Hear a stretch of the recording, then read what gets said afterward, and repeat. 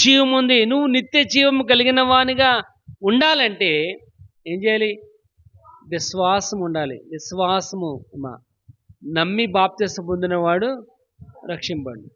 కానీ బాప్తిసం వల్ల నీకు నిత్య జీవం లేదు, కానీ నమ్మకం వల్ల మాత్రమే నిత్య జీవం. బాప్తిసం ఏంటంటే ఒక గుర్తు, ఐడెంటిఫికేషన్.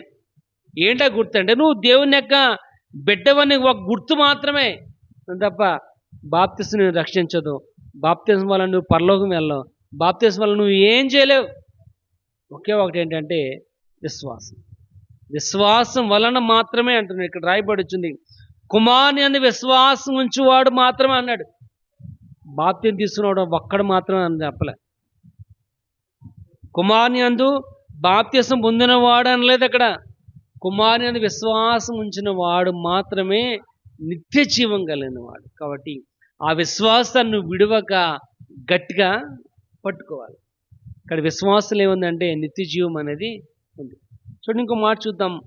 అదే 6:36 చూడండి ఒకసారి. యోహాను సువార్త 6:36. వారిని నేను ఏమాత్రం కూడా బయటికి తోసివేయను. 35 కూడా చదవమ్మా. జీవాహారము నేనే, నా యొద్దకు వచ్చేవాడు ఏ మాత్రం కూడా ఆకలి కొనడు. నా యందు విశ్వాసం ఉంచిన వాడు ఎన్నడను కూడా దప్పికొనడు అని. నా యందు విశ్వాసం ఉంచిన వాడు ఎన్నడూ కూడా దప్పికొనడం అంటే ఇక్కడ ఓన్లీ వాటర్ గురించి కాదు ఇక్కడ రాయబడింది. దప్పికంటే ఏంటి? మనకేం అవసరం? నీళ్ళు అవసరం.